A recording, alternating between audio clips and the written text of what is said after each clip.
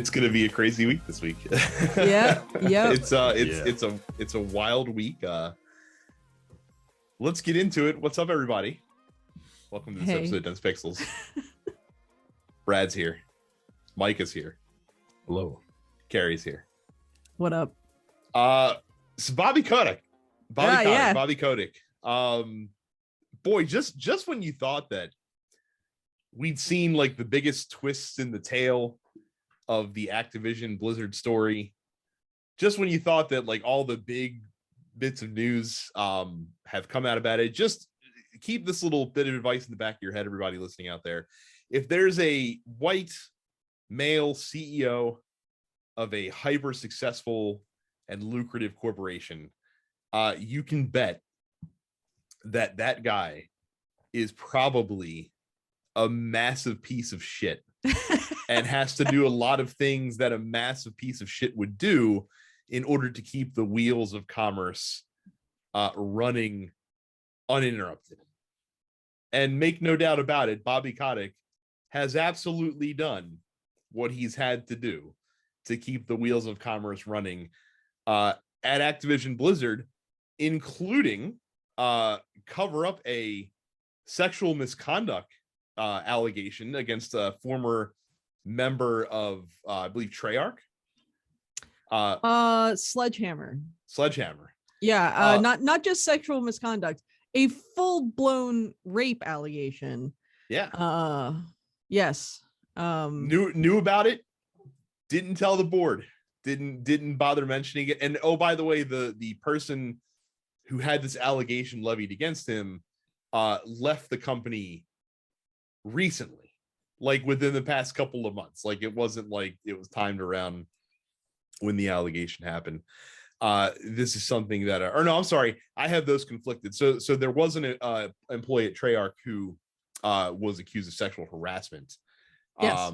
And basically Bobby Kotick intervened to make sure that this employee was not hit super hard with disciplinary measures. And this was Dan Bunting. Dan Bunting's the one who left Treyarch fairly recently.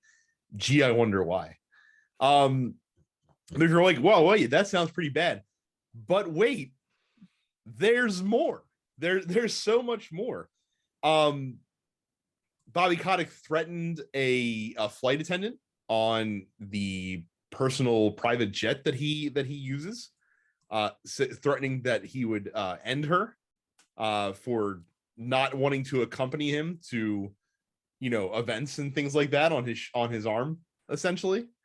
That's what this guy did. This is like some shit that like bad movies, bad movie villains say. Yeah. I will end you. Like, what the fuck? He joked with his former personal assistant that he would, quote, kill her. Again, he was joking, but he regrets making the joke. And if you don't think that his involvement around like past stuff was bad, remember that statement that came out? Remember that email from Fran Townsend? Yeah. The chief compliance officer. Remember that thing that like spurred the first of what has now been several employee walkouts at Activision Blizzard? The email that Bobby Kotick, in response to it, called the email, quote, tone deaf. The email that Bobby Kotick said was tone deaf. That email. Yes, that email. Yes, he wrote that email.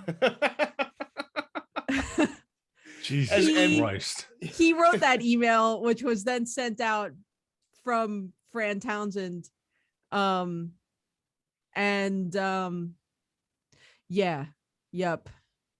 And in the wake of J. Allen Brack being dismissed from Blizzard, and in the wake of Activision being embroiled in a scandal of how people within the company treated female employees, and in the wake of promoting two people to the position of co-CEO in Mike Ybarra and the recently departed Jen O'Neill, Activision decided in their infinite wisdom to not pay the two people doing the same job the same salary.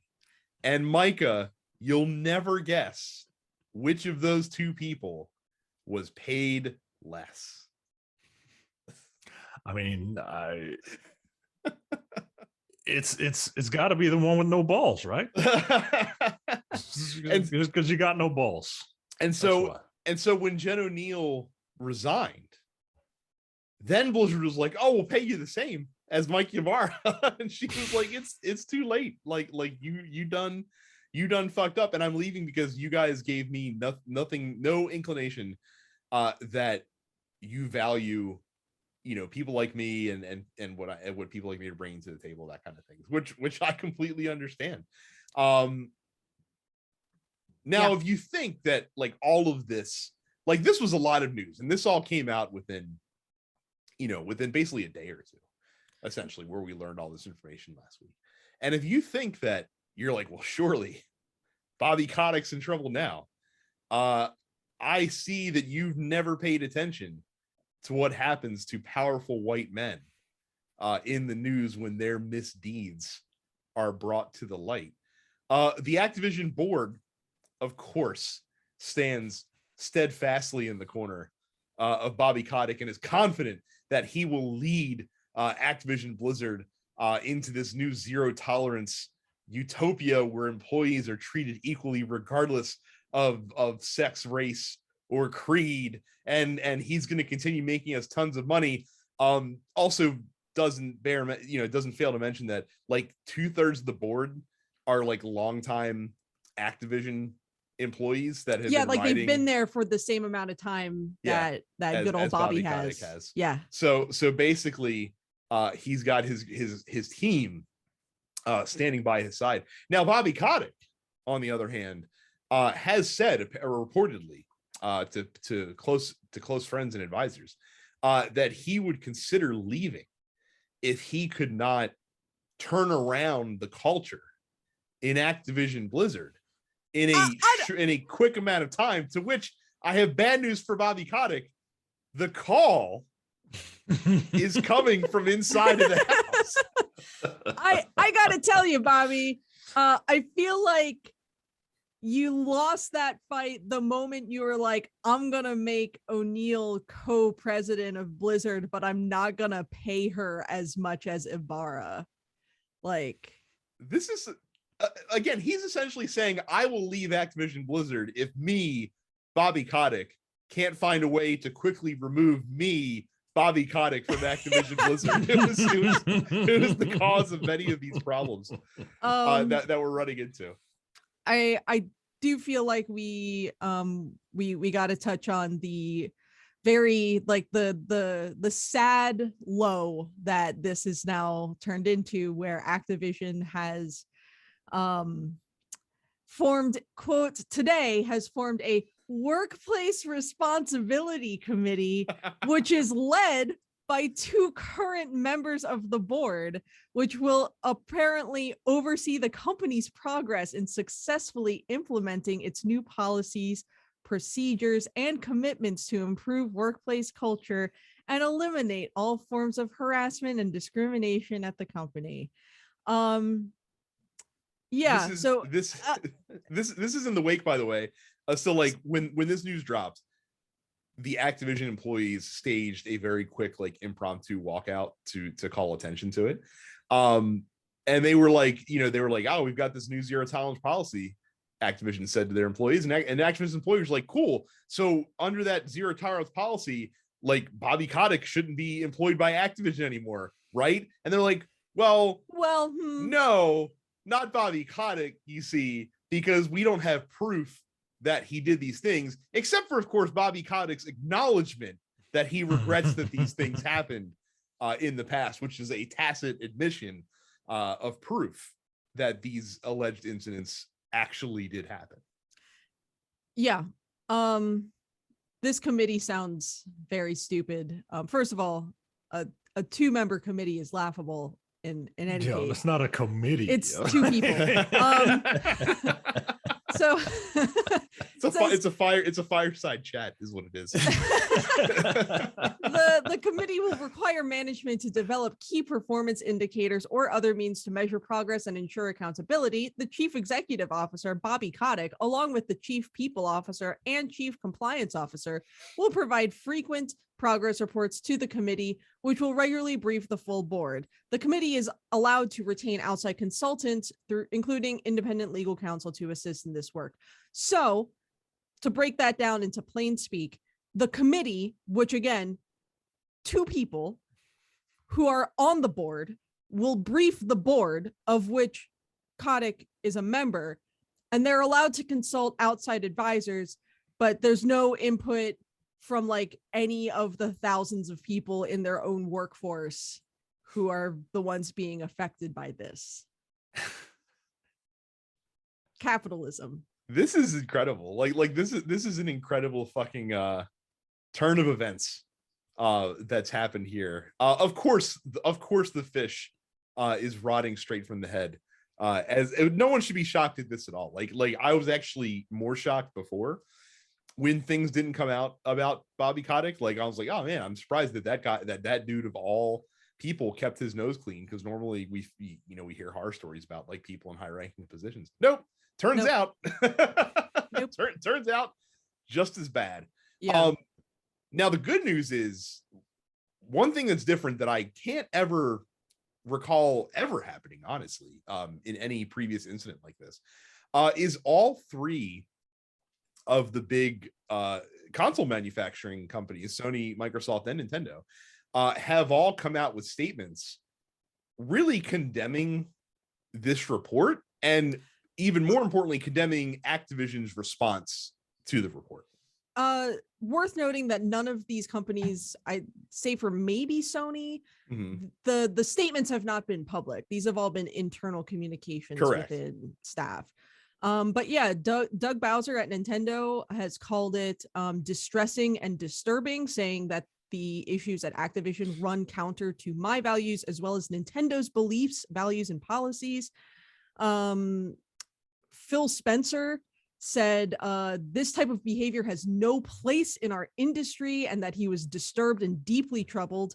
Also saying that Microsoft would make, quote, ongoing proactive adjustments to its relationship with Activision moving forward. And Jim Ryan at PlayStation said that Activision has not done enough to address a deep-seated culture of discrimination and harassment. And PlayStation has reached out to Activision to express their concern and to ask them how they plan on addressing the claims. Also saying that their statements so far do not properly address the situation. So yeah, everybody fucking hates Activision right now. Yeah, but do they hate them enough to pull these games off of their storefront? Probably that's what not. I want. Right. Like, Mike, you'd have to do something crazy, like release a video game in a buggy mess to get people to pull stuff from marketplaces. A little sexual harassment, a little threatening to kill somebody, a little cover up of rape. That's not gonna cut the mustard, buddy. I think if more specifics come out about the board and sort of what the board has done to cover up this stuff for years, and to cover for Kotick, it wouldn't surprise me if one of the 3 said we will not be approving any more Activision games for our platform until XYZ changes are made, at which point I think the other 2 would follow suit. I just don't know who would be the first to do it. It's tough though, man. That's a lot of money to leave on the table for your principals if you're a big giant corporation. I mean, like I said, if you're Sony, are you really going to sacrifice that Call of Duty money for a year? You know what I mean? It only works if everyone does it together. So is it like, I have no idea of the financial situation. Like, I don't know how much money Sony gets from the sales of 30%. 30%. Yeah. So like, that's sizable. It's not an insignificant number, because Call of Duty, even though it's out of our sphere, basically, is still one of the top selling games every year with normies, so like it's people are still buying it. Warzone still, is doing a ton of business, and people are spending a lot of money on that as well. Yeah. So it's not a simple decision to just be able to be like, oh, we're not gonna carry their games. I don't think it'll get to that point, honestly. I think if it did get to that point, I think you would see the board moving a little bit quicker. that's how you affect change, man. These people only care about the bottom line. And look, I get it. From a corporatist standpoint, this is wrong, but like, it's my job to make money for a company, right? Like, I get the dilemma. Like, I'm not one of those people that's just like, fuck profits. Like, I live in the real world. Like, I understand how this works. It just feels disingenuous to say stuff like that, but at the same time, you have to say stuff like that. Yeah. And you have to put it out there. So look, I don't know what the answer is, other than somebody's got to take a stand and affect this corporation's bottom line. And if it means stop, don't put these games on your storefront, not even permanently, through the holiday season when everyone is buying games. Like, don't put the games back up on the storefront in February. Or I wonder if they would pause any new games from hitting it. Not that they wouldn't remove Call of Duty and what's on there now. But that they would say we are not right, or that they would say we will not approve any new products from Activision Blizzard until XYZ has been addressed at the company. Yeah. Which seems like a middle ground that would still allow them to make the Call of Duty money. Yeah, like, that's the thing, right? Like who cares? Call of Duty just came out, right? Like, that's our big nut for the year, right? Right. So, but that would still fucking scare the board into some action, I think. I think so. To be like, oh, we can't publish any of our games. Like, yeah. I think you're right. I also just find it really funny how, like, people who have never been checked, right, who have no checks and balances, when they get checked, their idea is to like self-regulate in the just most half-assed way possible. Like, man, I kind of people think I messed up. Okay, Brad, I need you to check on me and make sure that I don't mess up. And then Carrie, you check on Brad, and then I'm gonna check on you, Carrie, and then we're just all good, right? Yeah, yep. Well, that's the thing that boggles my mind. So if you're Activision and you say to your employees that we want to make a better workplace, we want it to be a better working environment, and you continue to keep this guy on in the wake of all these things that we have found out, like, you're just pissing in people's faces at that point. And while it may not have a immediate effect on your bottom line to turn that cheek, it will have a long-term effect, because you are going to have people that are talented that are just like, I'm not going to work for this fucking company. That are going to go probably get paid more money at another developer. You're going to have trouble bringing in top talent to replace them, and over time, because of this, the quality of your products will go down, which will then hurt your bottom line. There's a long tail to this. And that just tells me that they really don't give a shit. As long as Call of Duty and Blizzard and King and the little other companies that and properties underneath their umbrella just continue printing money, they don't really care about the quality of work they're putting out. They don't really care about the caliber of talent that they can get into the company if you're not willing to take this shit seriously.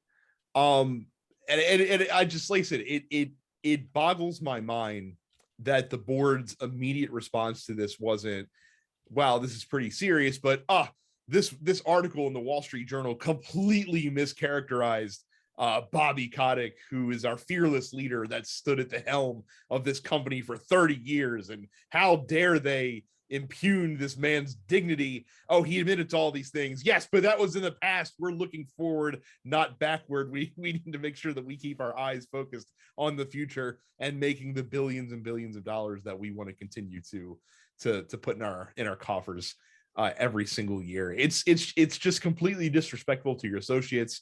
It's completely disrespectful to the people who purchase your products and who patronize your company. And until Bobby Kotick is gone, I just don't see how this situation will tangibly improve. And we're probably not going to see, like, this probably isn't the end of what we're going to discover with Bobby Kotick specifically. It's not like the journal dug up all that there is to see. I'm sure there's plenty more. No. Yeah, that's no. Still hiding. I forget who it was. One of my friends was like, "How long until you think it's just exposed that he's basically the Weinstein of the video game industry?" And I feel like, you know, knowing the kind of personality that dude has, knowing the kind of money that dude has, and knowing that he has been established as far as having a pattern of covering up sexual assault allegations within his company, none of that would surprise me. So Jesus. Yeah, it's pretty bad.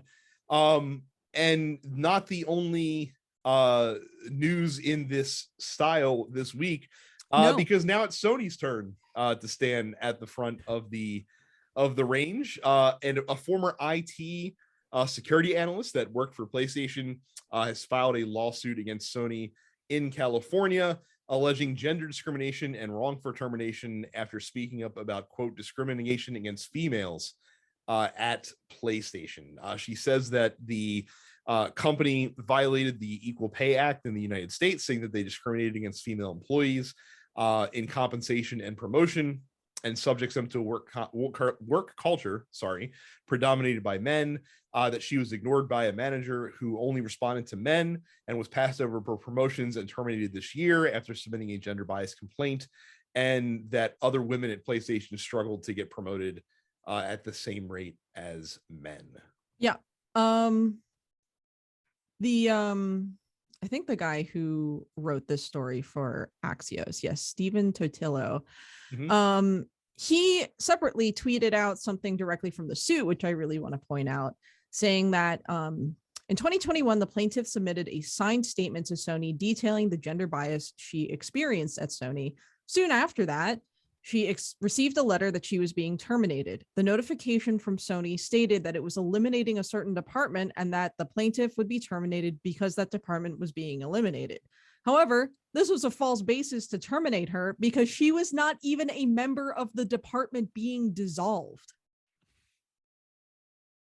So she complains about gender bias at the company, and then Sony fires her saying, "We're doing this because we got rid of this department." But she didn't work for the department that they apparently got rid of. Like, they're not even trying to hide it. like it's just wow, man.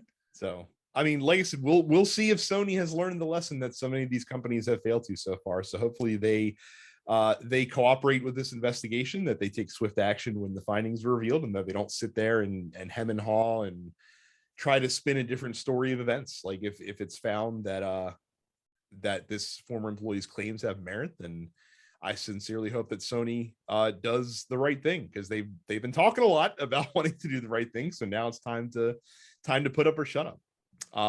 So yeah, more on this, all this stuff to come. I'm sure when we come back next week, we will have a ton more Bobby Kotick news to share with you.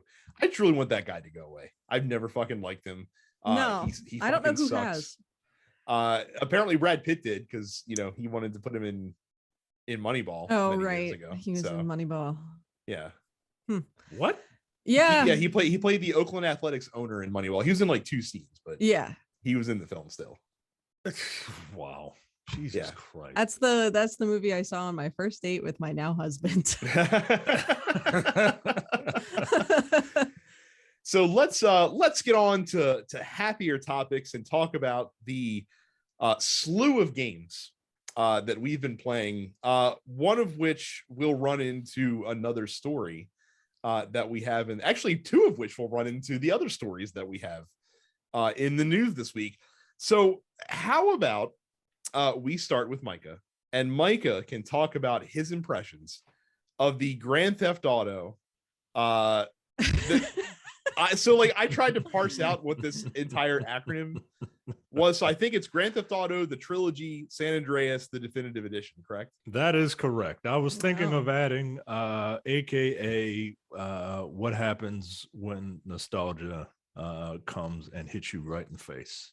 Because look, these things play exactly like they did 20 years ago. Has it been 20 years? That tracks. I would say for better or worse, but in this case, I think it's definitively for worse. Yeah. Yeah. So Grand Theft Auto 3, because it's 3 Vice City and San Andreas, right? For this trilogy. Yeah. So I didn't buy this, by the way. I didn't buy it. It's on Game Pass. Okay. I'm not throwing $20 away for a 20-year-old gussied up PS. Try $60, Micah.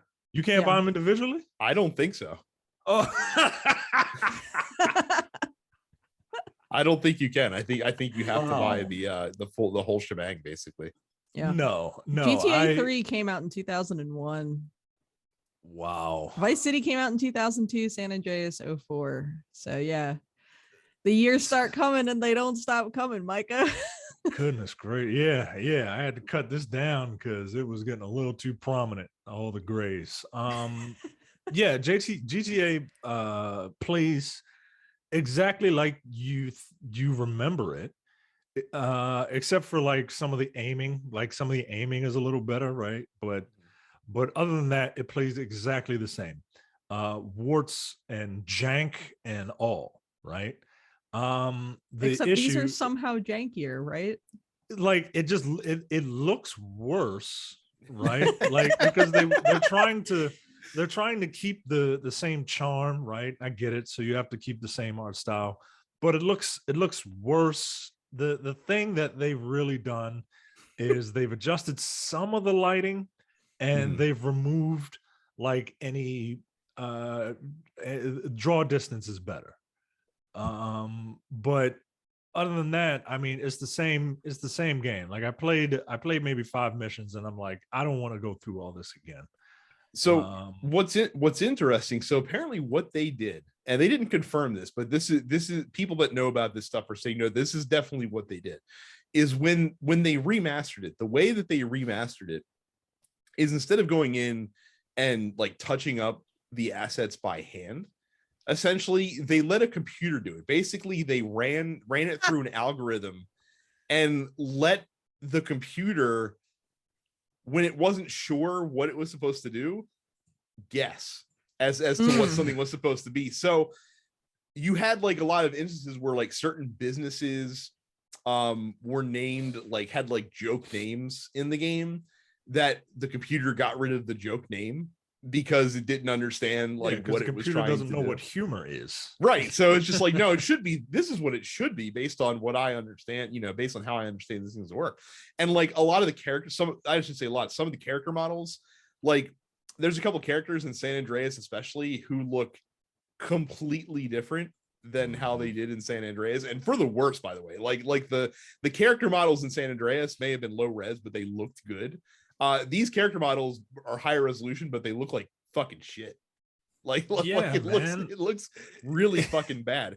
Not only that, but when they launched the game on PC, they took down the original versions of these games that you used to be able to buy on PC. So they kind of like did the Warcraft Reforged thing where there's like, this is the version now that you must play if you want to play all of these games. And then since they did the purchase through the Rockstar launcher, and then the Rockstar launcher crashed, you basically couldn't play the games on PC when they first released. Now they've since, in the wake of all the issues, re-uploaded the previous iterations of the game, so that now you can go back and purchase the original versions if you want to, if you want a solid gaming experience that isn't full of bugs and garbage. Because while they did improve the resolution of the game, they really didn't fix any of the bugs. Like all the existing code is still there, so all of the problems that the games had still exist. Yeah, like they didn't do anything to it. Like this is a big waste, man. Like this is a really big disappointment. And yeah, I just this feels like a cash grab, and I would rather this just not come out, right? And just work on whatever you're working on. You know, if there is going to be another Grand Theft Auto, like just kind of say, hey, we're gonna do that. We'll see you in 3 to 4 years. Yeah, that's what we're doing, right? This feels cheap. It feels late. It feels like somebody just kind of hurry up and kind of rush through some homework and just threw it in there. And then they have the nerve to charge $60 and you can't buy the games a la carte, even though they're distributing them a la carte through different subscription-based channels, right? Like I think PlayStation Now, you could play Grand Theft Auto 3, but you can't play the other ones. Xbox Game Pass, you can play San Andreas, but you can't play the other ones. Like, what are you doing, yo? I just and the thing that's the most perplexing about it is that this was a complete unforced error. Like there was not a huge amount of public pressure from the general gaming public that was like, hey, you need to release remasters of the PS2 era GTA games. And not only did they like release them in this state, but they released them like with no turnaround. Like they just announced these 2 weeks ago. Right. And then they just dropped them out. They're like, here, and people were Here like, okay, like I guess, like here's some garbage. Yeah, and then like when they saw we had, like, people were like, why did you do this? Like you didn't need to do this. This like why are you shooting yourself in the foot? Because like Mike has said, now you just look greedy as shit. Right. And you look incompetent over something that no one needed you to do. No one asked you for this. Where are the people that were banging on, on Twitter every day being like, I need the Vice City remaster now. I need it now. Like I need to play these old jank games that are very much 2002 video games. Yeah, man. Like I'm not denying these games' impact on the gaming industry, but like we have evolved, guys. And it's not like going back and watching an old film, right? Like, because like going back and like playing a video game from 20 years ago can be a very janky, nostalgia ruining experience. Yeah, people didn't want to go back and play the original Mass Effect the way that it originally was played, and these are Mass Effect fans, right? Like they had to make some serious updates. So yeah, what a waste. What a waste. It's not even a disappointment because, like you said, no one was anticipating it. It's just a waste.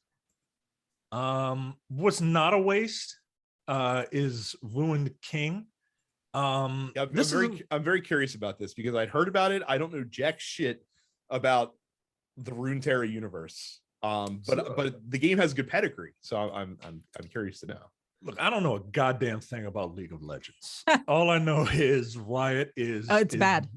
Riot is they are going full court press to try and get the League brand out there, right? There's a League show on Netflix. They're going full court press to try and get people to forget about their own sexual harassment allegations from a couple years ago. I mean, look, if you put out worth products, noting, some of the people who were at the center of those allegations still work for the company. They didn't really fix anything there. People just sort of forgot about it. If you're gonna do this as a smoke pellet, like squirrel, right? Like at least they're making really good games. I'm half joking there, but these games are good.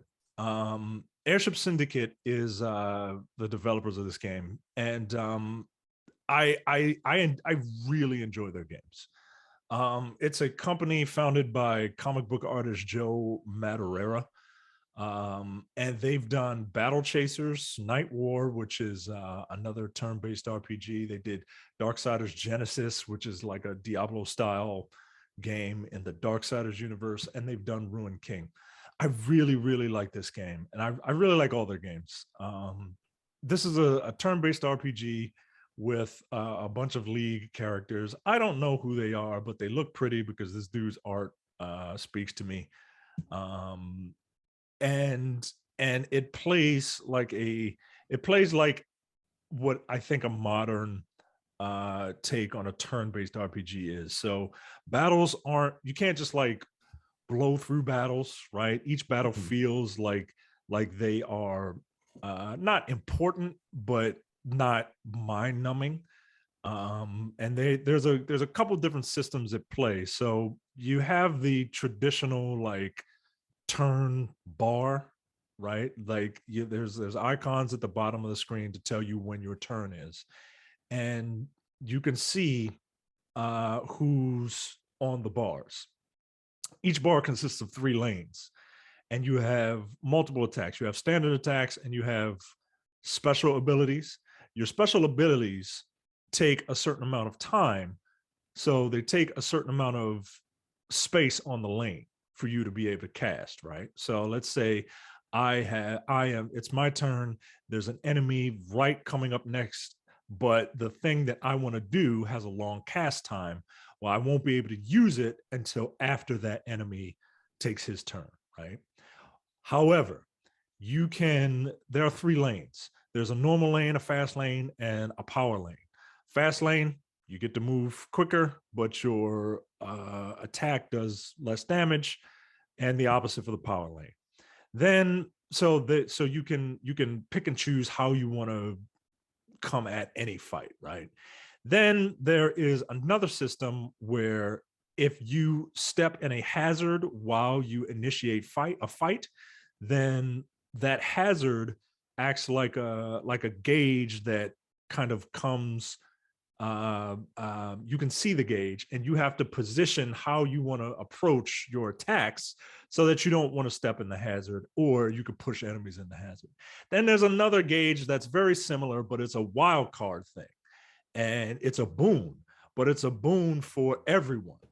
So it's I don't know if I'm making sense trying to explain it, but it's a really, really fun system. And if you like turn-based, like methodical turn-based RPGs, yeah, give it a shot, man. I'm really digging it. I really like some of the characters. One of them is like, what if Black Panther worshipped a kraken instead of a panther? And some of the classes are kind of different takes on your classic Trinity, the RPG Trinity, right? Like that one woman who is like she worships a kraken. She's like a tank, right? Like she has traditional tanky abilities, but she also heals. Meanwhile, you get another tank he's like a tank, but like a red mage, to use Final Fantasy parlance. There's the samurai dude who's all about like quick hits, and it's really good, man. Like if I'm super I haven't been jazzed about a game like this in a while. So if you dig the stuff that I'm into, give it a shot. It's like $30, but I really enjoy it. So Micah, before we talk about the next game on your list, why don't you tell the fine listeners how else they can experience more TNP Studios content?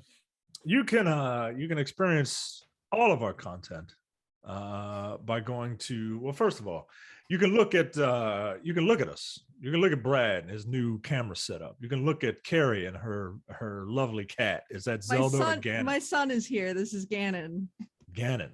Yes. Is it a needy child tonight? Is it short for Ganondorf, or you just old school Ganon? Just Ganon. Okay. And you can see me in my work attire, in my casual work attire. You can do that by going to youtube.com/densepixels. Do us a favor when you go to youtube.com/densepixels, click subscribe and then click the bell and then like it, because all that stuff helps us. Because YouTube is kind of weird. So all that stuff helps us. So do it. Subscribe to all of our podcasts wherever you get your podcasts, including the Nerdpocalypse, Black on Black Cinema. We just recorded King Richard, all about the father of Venus and Serena, and how he kind of spurred them to be the dominant athletes that they are today. Coming distractions and the weekly preview episode of the Look Forward Political podcast. If that's not enough, you can go to densepixels.com/premium, and for $5 a month or $50 for the full year, you get access to the premium slate of content, including the airing of grievances. We just did one of my favorite episodes entitled The Calzone, No Time to Bleed, The Men with the Golden Tongues, which someone tagged me on Facebook and said, I need Metal Gear Solid 3 and 4 stat. So wow. Brad and I will try to schedule something soon.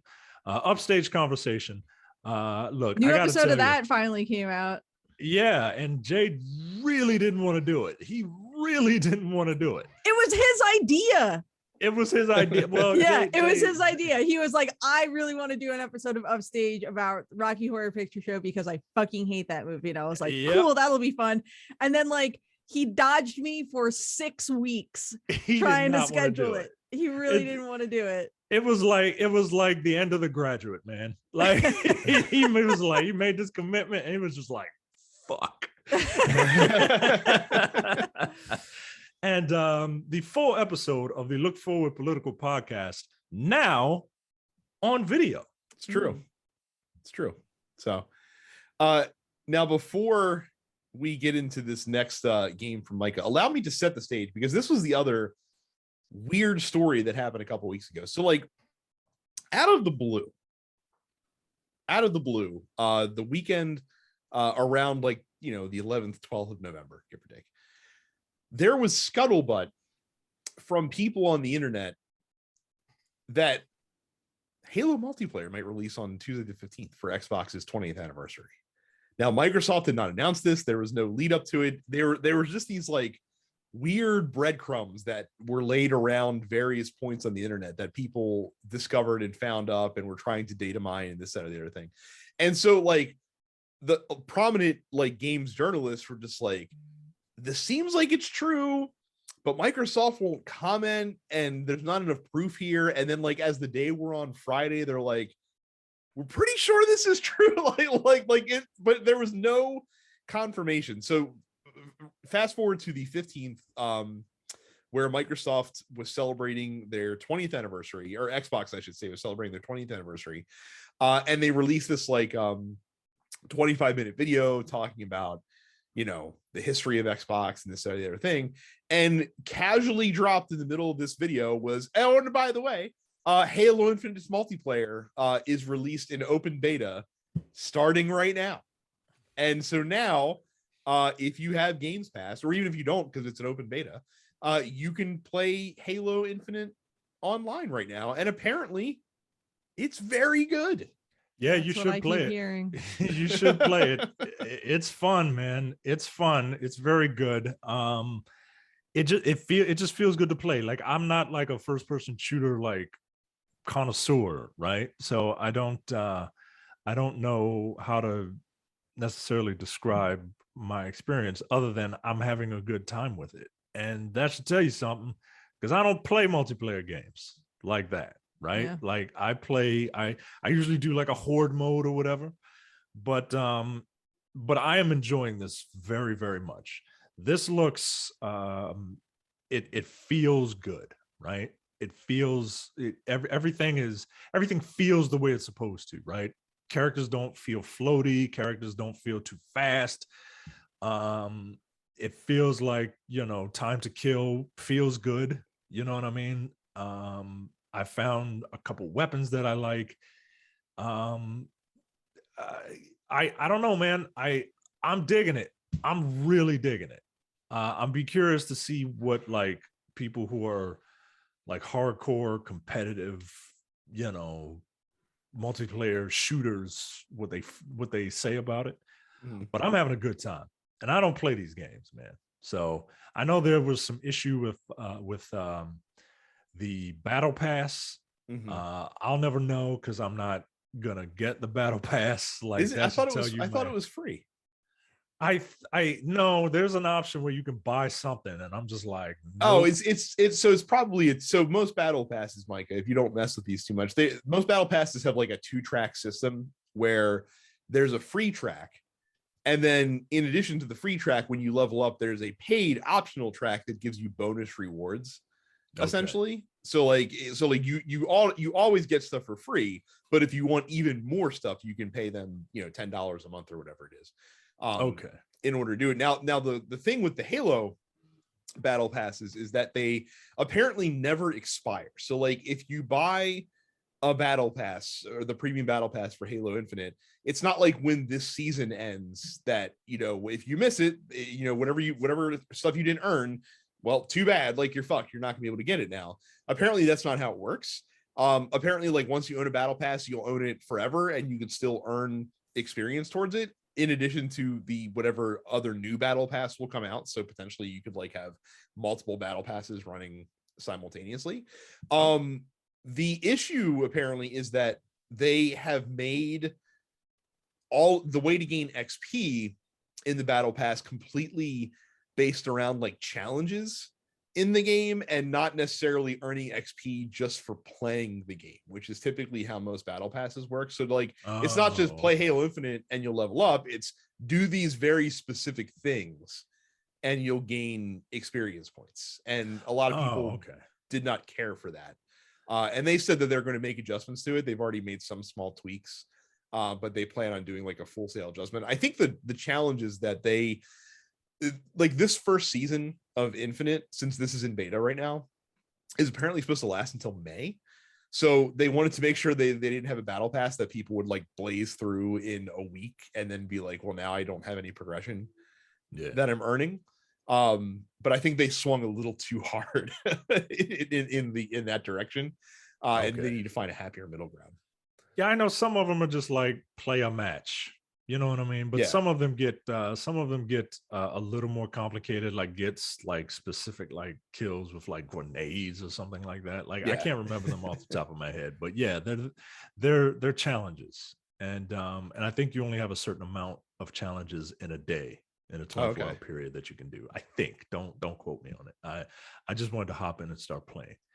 But yeah, I'm kind of excited for it. I'm kind of excited. That's cool. For this game, not enough necessarily to buy a battle pass, but apparently the campaign's solid too. That comes out on December 8th, so a couple weeks away. They did announce that the co-op campaign will not be available until May, so that's a bit of a bummer, but whatever you got to do to get the game looking good and out on time is all right by me, and I think it's all right by most people. Apparently the campaign, from what I've heard from folks that have gotten to preview it, is also pretty decent as well. So Halo fans, rejoice. Your king has returned home. I will actually let me kick it over to you, Carrie, because you're still playing Shin Megami Tensei V. Yeah. And curious to know more about that. Yeah. It's good. I started playing a couple weeks ago, and it's it very much feels like a Shin Megami Tensei game, but it feels contemporary in ways that I wasn't expecting, like having a big open world that's like actually an open world rather than like segmented little areas with a shitty overworld map. Because I gotta tell you, there's nothing worse in the Shin Megami Tensei series than the overworld maps. They are all terrible. But thankfully, SMT5 really limits the amount of time you spend on the true like overworld. It's it sure is a Shin Megami Tensei game. In every way, you are a high school student and you get transported to the netherworld called Dot, and You fuse with a demon to create a being known as the Nahobino, and you decide whether or not you're gonna promote law and order and God's will or chaos. Like all Shin Megami Tensei games, it has always been about law versus chaos rather than good versus evil. And law is sometimes the sort of correct decision. It is often not. You'll fairly frequently have to attack and dethrone God over the course of the Shin Megami Tensei games. And 5 is no exception. I'm playing the game on normal because I decided to love myself a little bit. But even then, I'll just, I'll be in the middle of a regular ass fight and I'll miss and I'll lose my turn and I'll get fucking mollywopped with a critical by something on the opposing party, and it'll be a game over and I'll have to go back and do something over again. That's just how it be sometimes in Shin Megami Tensei. That's happened about 4 or 5 times now, where it's like I'm not even losing to bosses. I'm losing to like fucking Mothman in the overworld. Just on a critical hit. Yeah, I don't know. It's a lot of fun. If it does feel like a good stepping stone if you have otherwise only played the Persona titles. It is not nearly as difficult as, say, Shin Megami Tensei Nocturne. It is still more of a challenge than any of the Persona games would ever be. I would equate Shin Megami Tensei 5 on normal to playing Persona 5 on hard. That's just how it is. You still have the demon negotiation system to get new party members, and you do the fusion stuff, which is seen in the Persona series as well. The difference is far more frequently in Shin Megami Tensei, the demon will be like, you'll give me $20. You'll give me some items. Yeah. You'll give me half your HP. Okay, fuck you, thanks, bye, and then just leave. And that's just... It takes place in downtown Baltimore? Yeah. Yeah. You're like trying to make friends and you get shook down by a demon with his dick out. And yeah, that sounds like downtown Baltimore. All right. Yep. Yeah, I'm enjoying it quite a bit. I've been sort of going back and forth between SMT5 and Final Fantasy 14 because Endwalker comes out in a couple weeks. So I'm trying to get some friends caught up with stuff in that in FF14. So yeah, when I'm playing a single player game, I'm playing SMT5. Otherwise, I'm playing FF14 right now. So very cool. I am kind of at the point, so if there's not a big fall release, and there wasn't for me this year, Deathloop was the last like new release game that I bought, and that was a couple months ago at this point. I do 2 things. I clear out games out of my backlog that have been sitting and waiting, and I start budget shopping and buy indie games that are on sale and cheap, and I've been doing quite a bit of that. In the past couple of weeks, I've been getting back into Hollow Knight and trying to play through that because I've been jonesing for more Metroidvania style gameplay after beating Metroid Dread, and I'm finding Hollow Knight much more enjoyable than I ever have previously. Still a very difficult game, but it's been a lot more fun this time. I bought Tetris Effect on sale. I like the new multiplayer mode. Looking forward to playing that one day after taking an edible with my RGB setup in my office because I think that'll be really fun. And then I've also spent some money on the stores, and I'm going to talk first about a game we've talked about on the show before, but I finally picked up Outriders on PS5 because it was $20, and I was like, well, fuck it, why not? They just added a new DLC content for free to the game. It seems like a good time to get into Outriders, and god damn it, Outriders is actually pretty fucking fun so far. I've put in about 4 or 5 hours. The thing I like about Outriders compared to other looters is that Outriders is really begging you to play it aggressively. So like it's in the game, there's like a lot of cover because it's a third person cover based shooter.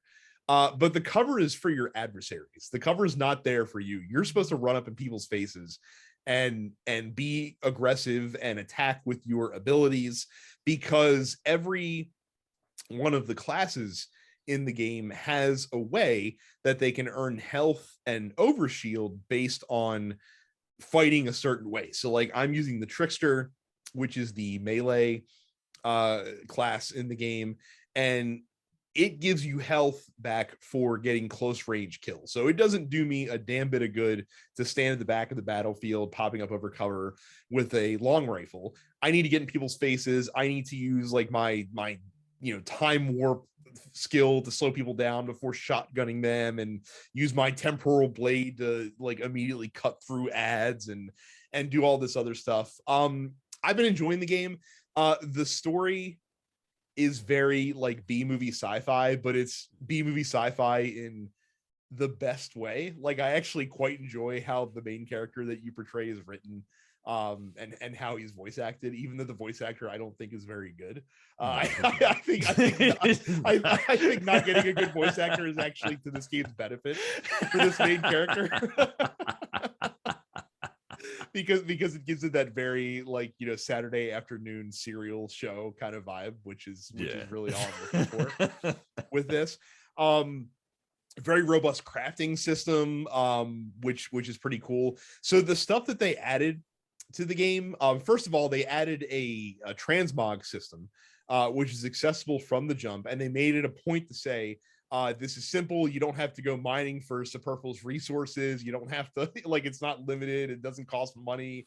There's no microtransactions. Just, hey, once you pick up an item, whether you dismantle that item right away or whether you keep it forever, you can use its appearance on any other weapon in the same class in the game. So like if you have a shotgun that like an exotic shotgun that looks really cool, but you don't like the perks on it, you could put that look on the most busted ass shotgun in the game if you want to, and the busted ass shotgun will still perform the same, but it'll look cool as shit. Same thing with armor. You can use armor. You can use the look of armor across different classes and stuff like that as well. They don't give a shit. It's fucking carte blanche, which is pretty neat. The end game system is also modified. So the end game activity that was in Outriders are these things. I think they're called excursions or expeditions. I can't remember what the term is.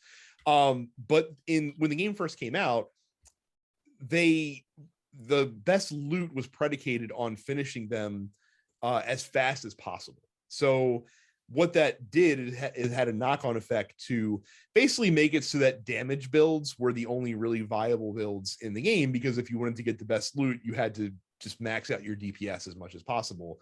And so if you were like a tank or a healer, nobody wanted to play with you in these end game modes, because if you weren't contributing to killing the bad guys, then you were wasting everybody's time, and get the fuck out of here. So they made it so now that those activities are not timed anymore. They still have timing in them so that you can just for bragging rights, but you get the loot just for completing the expedition in the first place, which is cool. They also added 4 new ones to the game immediately. I don't know how many there were in the game before. I think it was like a dozen before, so now I think they're up to 16. And apparently the 4 new ones kind of take advantage of using, like, they encourage you to use different builds the way that they're laid out. So that's, I think, pretty nifty as well. And there's apparently DLC content coming out for the game next year. So they're working on that right now too. So, hey, $20 on PlayStation right now. It's a good time to get into Outriders if you haven't messed with it. If you're a fan of looters, it's a great low pressure looter. Like, it doesn't have these daily tasks that you need to go in there and complete every day, you know, to feel like you're accomplishing something in the game. It's just fun to go in there and fuck around. The other games that I purchased, so the Steamworld series of games have always been a series that's been on my periphery, but I've never really looked into them. And then last week on the Switch, all of those games were on a pretty fair discount. So I just fucking bought them all because I was like, I've heard good things. Let's fucking go. And as it turns out, so even though all these Steamworld games have the same, or I shouldn't say the same, they have a similar overarching theme. The games are actually very different from one another in terms of their style. So start with the one I like the most, Steamworld Dig 2. The elevator pitch for this game, imagine a Metroid style game combined with Dig Dug, because that's basically what Steamworld Dig 2 is. It's a game where you are digging through this like subterranean system in order to find like different minerals and jewels and stuff like that that you explore, and then you go back to the surface to sell them so that you can buy upgrades and buy, you know, better weapons, and you also are searching Metroid style for new weapons and new abilities through the game. There is a plot, and there is a fair amount of combat in the game as well.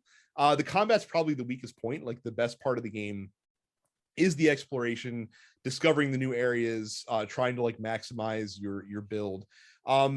It's just a really fun game. The art style's not really nice. The characters are written humorously. Doesn't take itself very seriously whatsoever. I couldn't put this game down last weekend. Like, I was pretty much playing it all weekend. I beat it in about 6 hours. Like, it could be a pretty short game if you blaze through it. I'm far from 100% completion because, like I said, they have different things, you can knickknacks you can pick up, and they have these caves that are essentially puzzle rooms that you'll discover as you go that have rewards at the end of them. That's pretty nippy as well. There's a ton of different areas in the game to explore. A very surprisingly good game, Steamworld Dig 2. I didn't get the first one because I figured I would start with the sequel. They don't really require you having played the previous one to get into this. But that's my favorite of the ones that I played so far.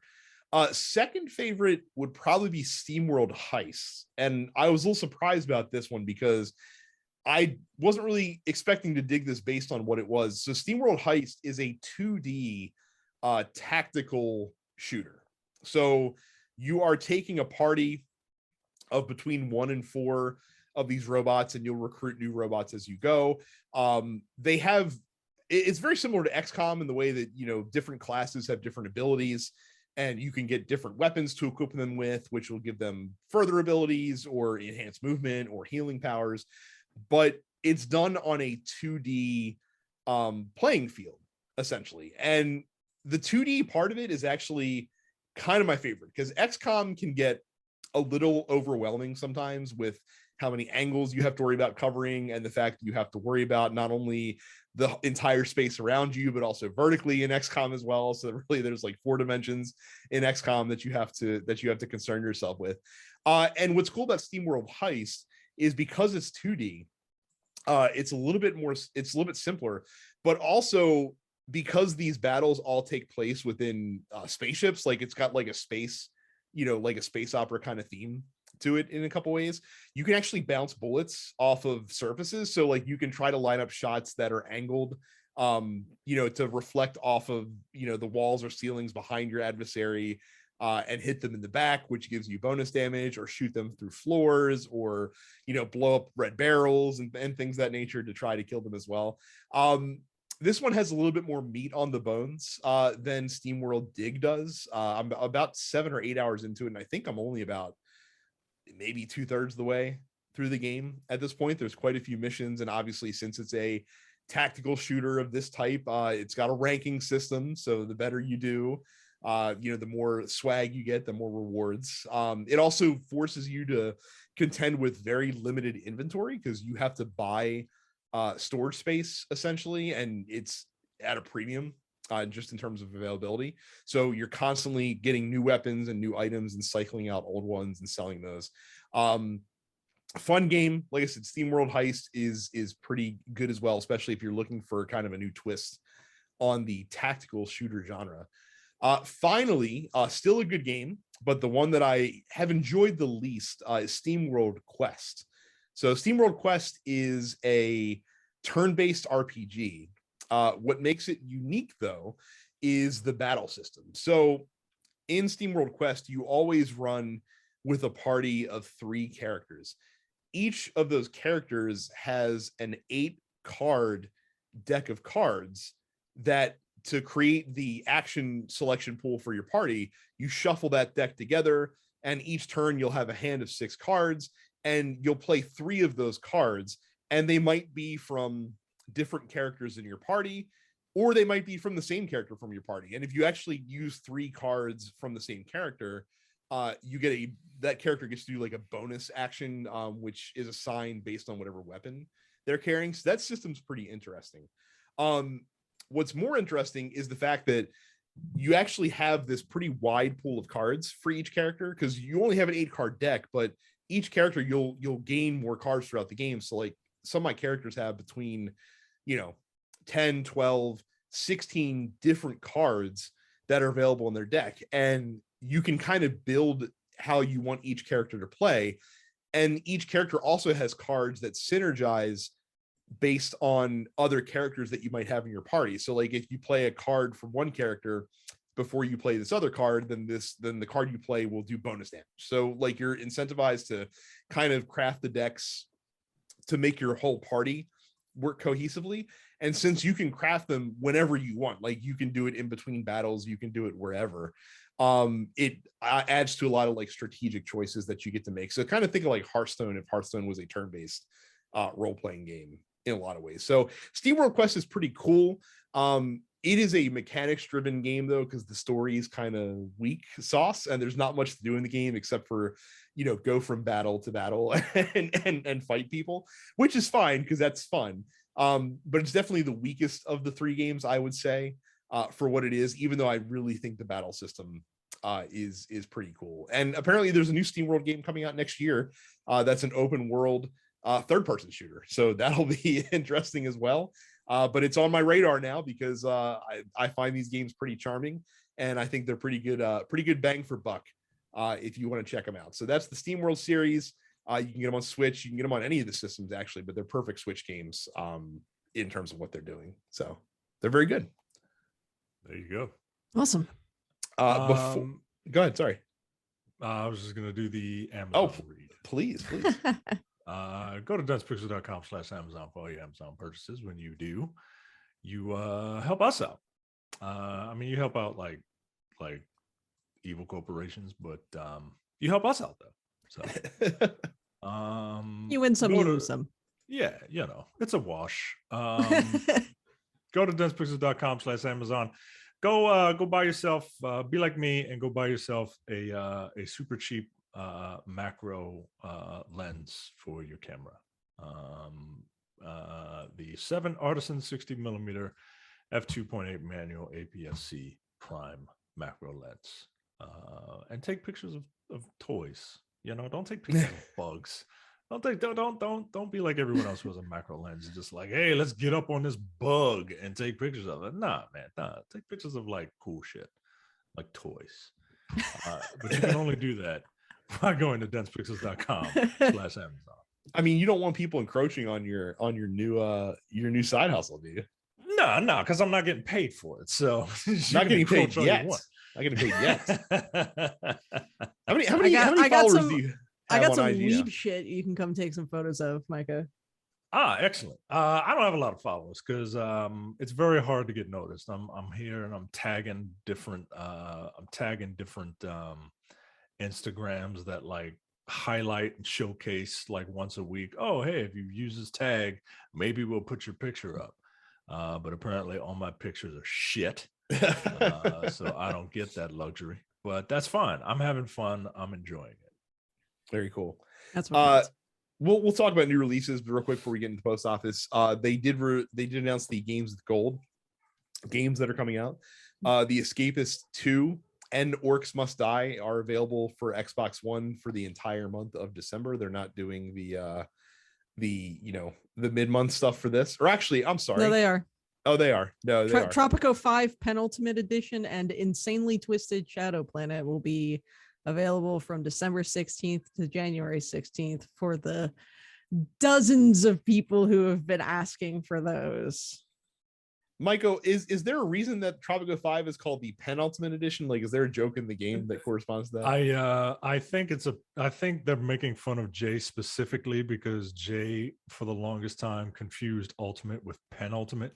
like because how people who want to be smart and like to like project that they're smart, but they aren't, use words that they don't know the meaning of, but they kind of think they know the meaning of, like penultimate and irregardless. Yes, right. Like he would always use the word penultimate to mean ultimate, to mean final.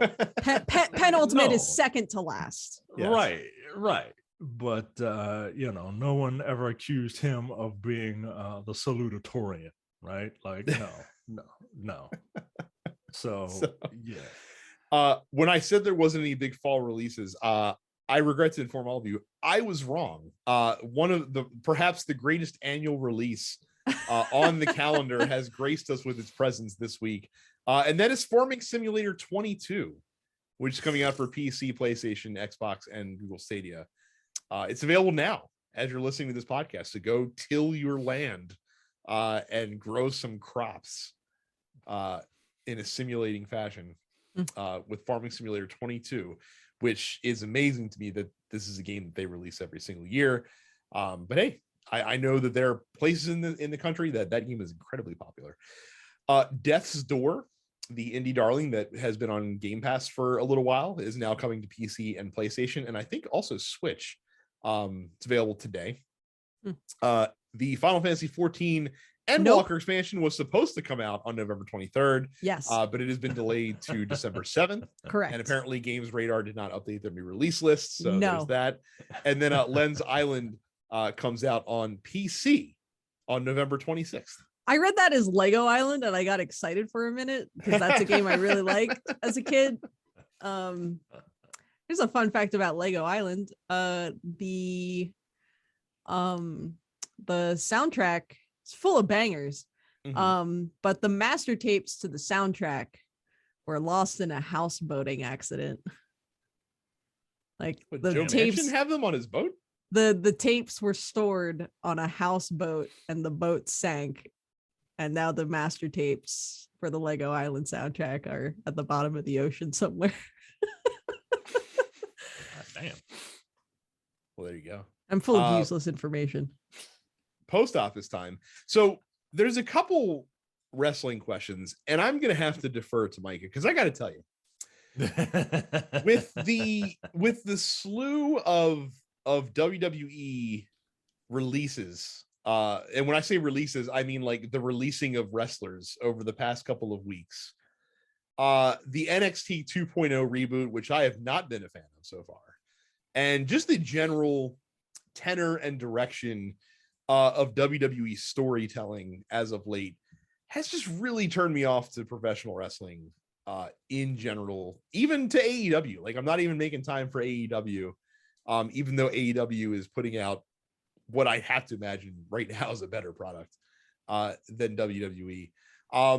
So Micah, I don't know if you watched Full Gear to be able to comment on a match of the night, to be able to comment on Hangman Page winning the AEW World Championship. I did watch Full Gear. It was a good show. Ironically, it was a little too long. But I don't know. It's been a couple weeks. I remember really enjoying MJF and Darby Allin, like way more than I thought I would.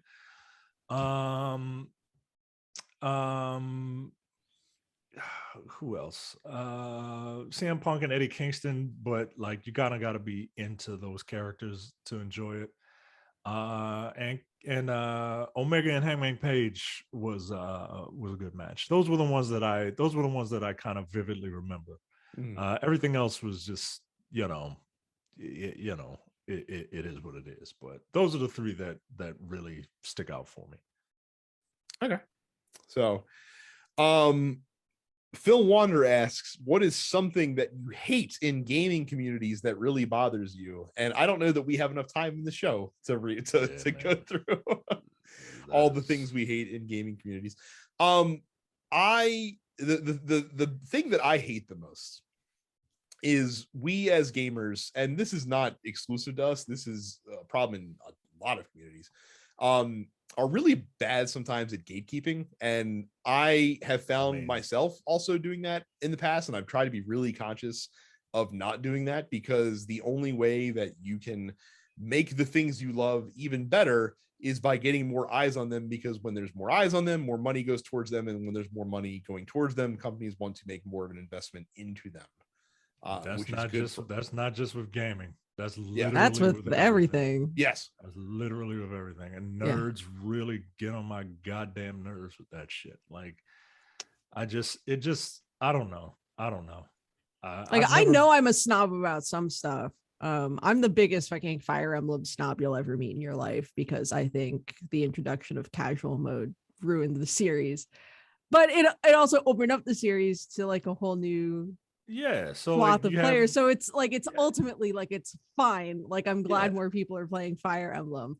I am just a snob about it. But I at least have understand. Like, you have more people to play it with. You have more people to talk about it with now. You know I also have the introspection to realize that I'm being a snob about it. Right. And most people don't care. You know what I mean? Like, all right. I fear, and one of the things that I fear, that's one we're seeing lately, is games that are known for being notoriously difficult, trying to make themselves more accessible, and like the hardcore fans doing the whole, I like them when they were an indie band, that whole fucking mentality. I mean, I think on that issue there's like a delicate balance. Like, yes, I think it's sort of silly that you can go online for Shin Megami Tensei V and you can download a free DLC for safety difficulty if you're scared of playing the game on even the built-in like easy mode, that you need something easier. Like, I think some games are meant to be hard. I think Shin Megami Tensei is meant to be hard. I think Dark Souls is meant to be hard. That's the one everyone always goes to. I feel like some games, I think people confuse accessible with easy. I don't think a game needs to be easy in order to be accessible. So it's one of those things, right? So like, I understand wanting to make the game as hard as possible, but my thought on it has always been, as long as they put the mechanisms in place so that you who want to experience this game on like the hardest core difficulty and the way it's quote unquote supposed to be played, as long as that possibility exists, I don't really see a problem with it. From like the Elden Ring previews, like there are a lot of folks that have talked about how, in a good way, like Elden Ring is probably going to be the most accessible FromSoft game that's ever come out, because they're giving you a lot of different ways to play the game in terms of a lot of different, like the different abilities that you can acquire. And I think that's a good thing, because there are a lot of people who, if you had to do nothing but like hack and slash, shield combat, it wouldn't be as popular as that game is going to be. But when you give people the option to do magic builds, when you give people the option to, do things like that to make the experience a little bit easier for them. And then if you want to be the hardest of hardcore and don't use that stuff, well, you don't have to. Like, there's nothing in the game that requires you to do it. So I don't see a problem with it. And again, I think it's a good thing, because ultimately you're getting more people into playing that game. Like, you may disagree with there being like baby difficulty in Shin Megami Tensei V, but isn't SMT5 already the most popular like SMT game that's ever come out as far as the mainline game is concerned? So it's definitely already, it's obviously the most accessible. I think it helps that it's coming off of the wild mainstream success of Persona 5. But you know what I hate in gaming communities? The sexism. And the racism and the homophobia. It's way more sexism and homophobia. And the transphobia. Way more, it's way like, because it's a bunch of ignorant black dudes out there too. This is true. But it's there in terms of race, but it's really there in terms of like sexism. And I can't tell you the amount of times that I was working at GameStop where I had someone come in, some fucking dude bro be like, oh, I want to talk to someone who actually knows stuff about games, as if I haven't been playing video games since I was 7 years old. Like, as if I don't know what I'm talking about. Right. Meanwhile, that motherfucker only plays Call of Duty. Call of Duty and FIFA and Madden. Yep. Suck my dick. Yeah. Yeah, I still sucks. I feel like I deal with it much less these days because I don't, and I am not in a position where I am forced to entertain people like that anymore. Yeah. But it is obviously still very present. And I think it sucks a lot. And I think everything that we've seen at Activision this year shows that it's an industry problem. It's not simply a fan game community problem. Sexism in video gaming is an industry top to bottom problem. Yeah, so I'm going to say that bothers me a touch. Yeah. Very good. Daniel asks, G4 is supposedly back. It is back. I mean, they're doing stuff on Twitch and YouTube every day. But for how long do you reckon? Well, they've signed a multi-year deal, I believe, with NBC Universal, if I'm not mistaken. Yeah, they have like a channel something like that on TV. Yeah. So at least for a couple of years. Warrior is playing now. Of course. That's very apropos. Yeah, at least for a couple of years it'll hang around. I think that they're better positioned to be successful long term today than they were 10 years ago, because you have YouTube, you have Twitch, that you can, that a lot of that content will be more easily consumed on those areas. And I think they've also done a very good job at getting personalities that people will gravitate towards. Obviously, like Adam Sessler's there, Kevin Pereira is there, like they're both very popular. But you have Xavier Woods, you have Golden Boy, you have like Gina Darling, you have Gerard the Completionist. Like you have a lot of people who are appealing to a much wider swath of the gaming community that aren't just mid 40s to 50s white guys. and I think that's also a huge benefit to them as well. So I think it'll be define success however you want to. I think that it'll be more successful as an entity this time around, for sure. Yep. Raw White asks, I'm sure this question has been asked before, but is there any way that I can use a Bluetooth headset mic with your Nintendo Switch? I don't know, dude. Fucking 1-800 Google it. It depends on the game, honestly. Okay. Like it depends on the game. I think Fortnite you can do it, but like the Nintendo published games don't let you chat locally, which is still weird. But yeah, I don't know. They make that more confusing than it needs to be. Yeah, so I have no idea. Cam finally got a PS5. I assume Congrats. He had to rob somebody that bought one from the store in order to acquire it. He said he's looking at sales. He's thinking about Guardians of the Galaxy and Tales of Arise. Is there anything else out there worth getting that you couldn't have already played on your PS4? Ratchet and Clank.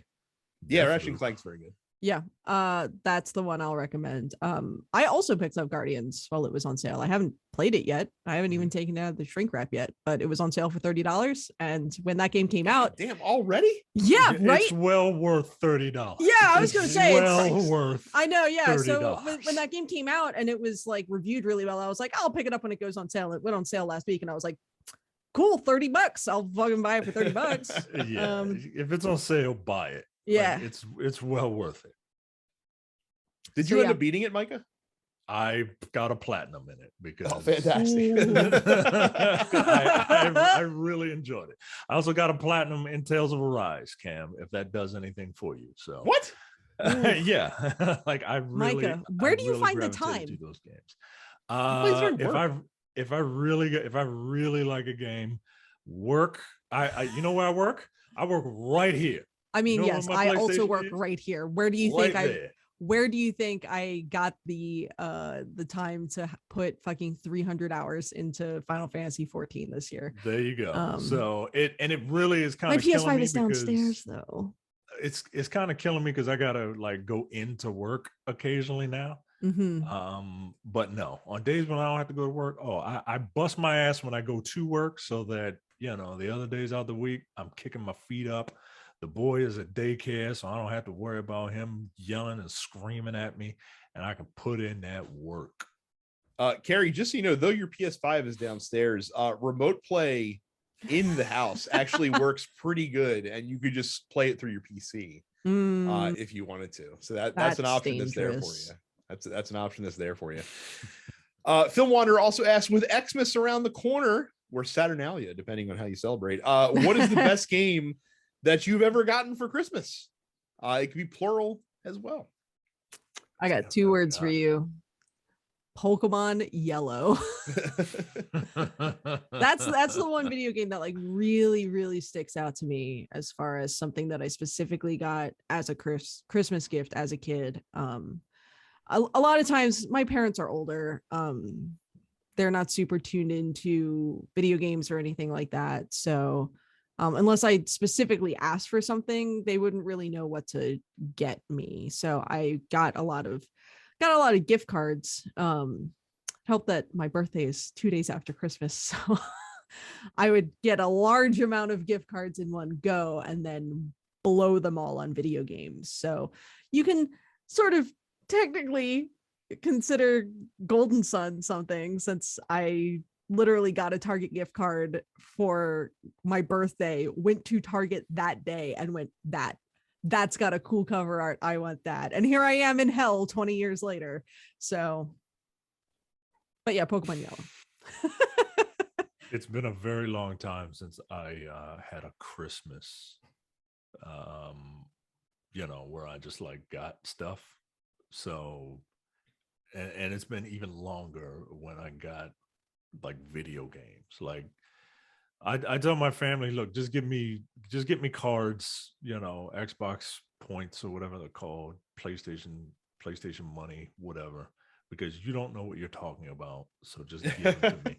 And even then, I was gonna say, sometimes it doesn't work. So I got to be very specific in what I tell people to get me. So no, I don't get games anymore. Well, and I can't remember the last time I got a video game for Christmas. There's a couple fun ones that stick out in my head. I had to go with, of course, Super Mario Brothers Duck Hunt, because the first game console that I ever owned was a Christmas present that my dad brought into the house when he was picking us up for their Christmas. And he said, "Oh, looks like Santa left this on the roof."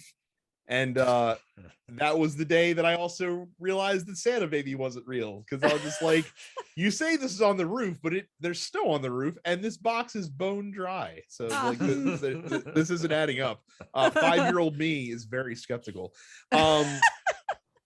NBA Jam TE was a fond Christmas gift that I got for Christmas one year, because I played the mess out of that game on Super Nintendo. And weirdly enough, like another Christmas present that I got that I really played a lot of, and I wish that I hadn't lost track of this, was the Tiger Electronics version of Mega Man 3, which was surprisingly fun.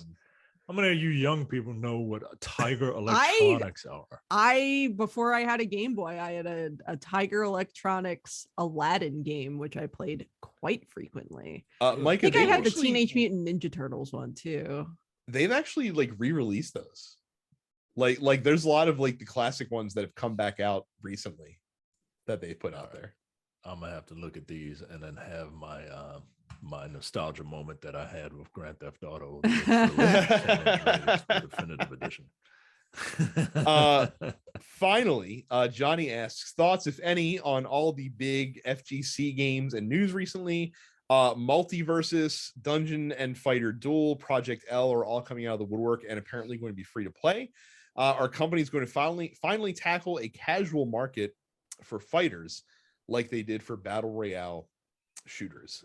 I think they're always trying to, especially nowadays, I think they're always trying to get the casual market, because especially in your initial run, because like that's like movies, right? Like you got to get the opening weekend, right? Like you got to sell these things, and then the people who really like your games will eventually kind of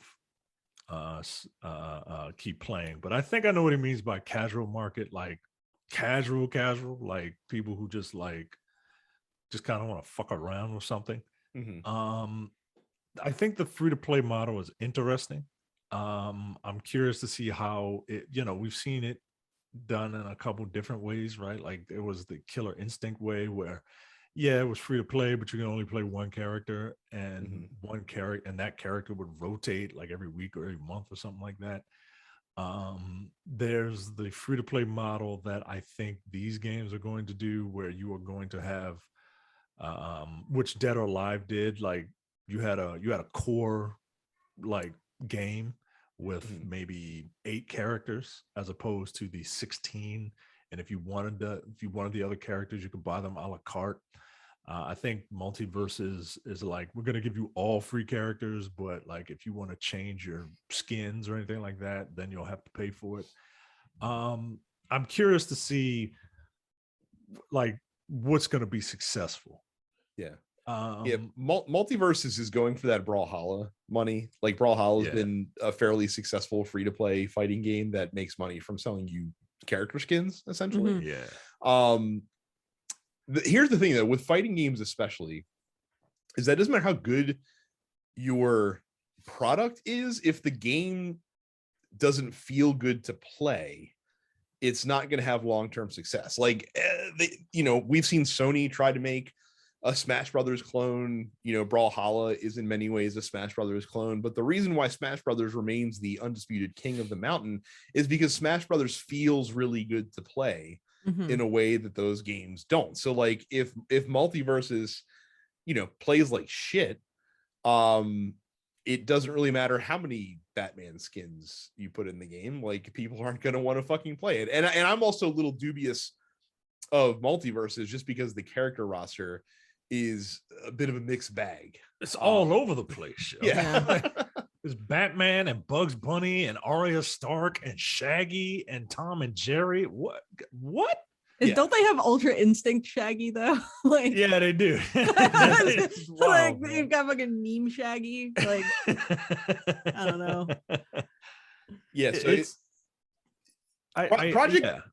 Project L, I think, has more chance of success because you're going to be drawing from not only fighting game fans but also like League fans, and so you're going to get, like, if you make that game accessible, you're going to have a lot of players that potentially play League of Legends but really like that universe and don't really play fighting games, that you might be able to get into playing a fighting game and keep them there as well. And like Micah said earlier when he was talking about the new RPG, League of Legends is trying very hard to make everyone care about League without having to actually play League of Legends as much as they possibly can, which is a smart thing to do. Yeah, casual reminder, League of Legends fucking sucks. Well,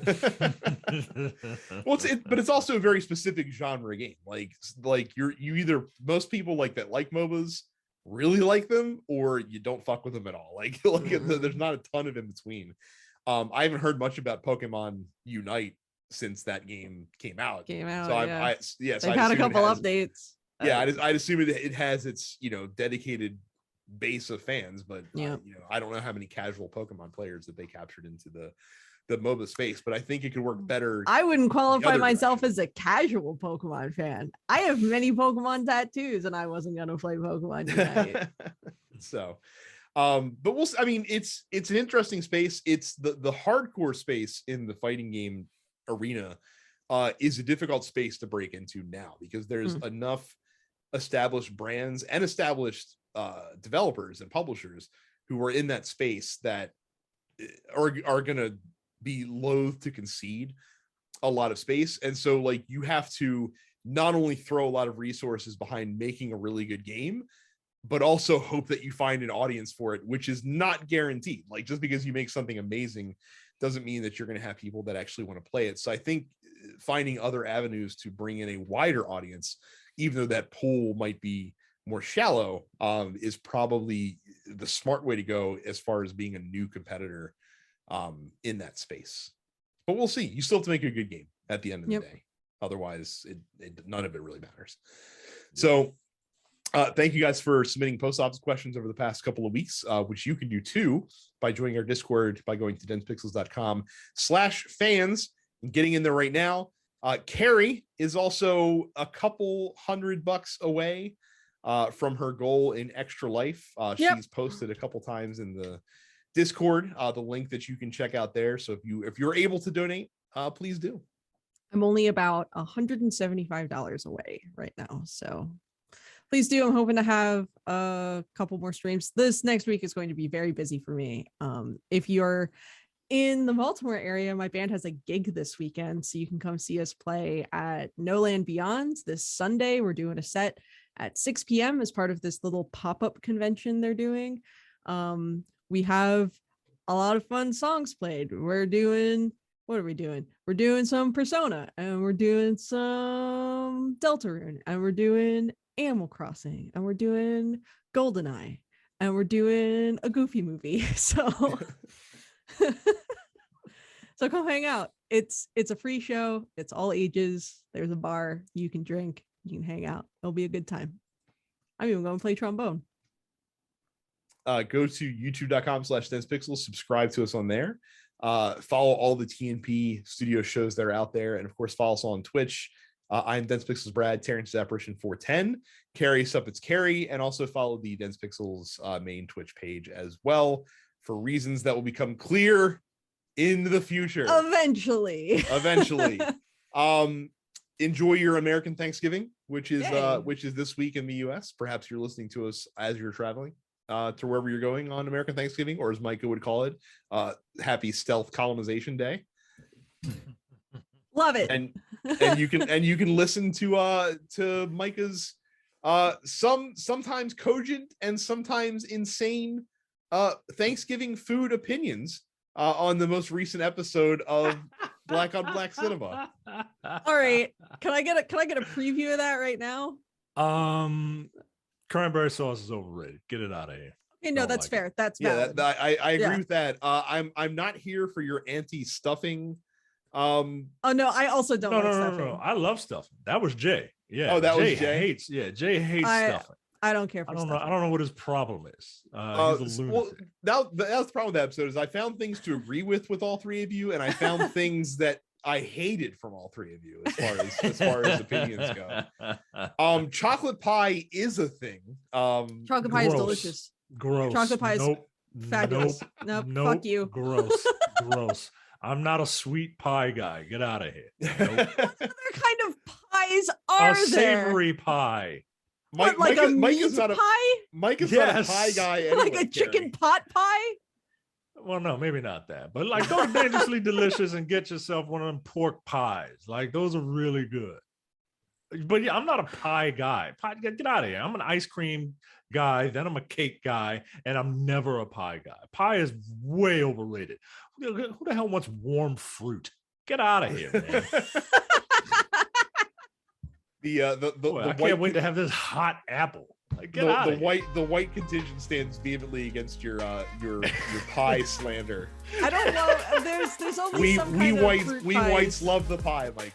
That's it. We whites love the pie. So, I can't fucking stand y'all sometimes. But yeah, let's like I said, very good episode of Black on Black Cinema. Micah probably the most insane of the three of them with his food takes. There's a thin line between genius and madness. And there's plenty of shade to throw at Jay and Tiara as well. In that space as well. So that's it. Thank you guys very much for watching and listening. We'll see you all the next time. Thanks. You're watching the Dense Pixels YouTube channel. Click the subscribe button while you're here and make sure you check out our weekly podcast where we discuss the latest gaming news and our impressions on what games we've been playing.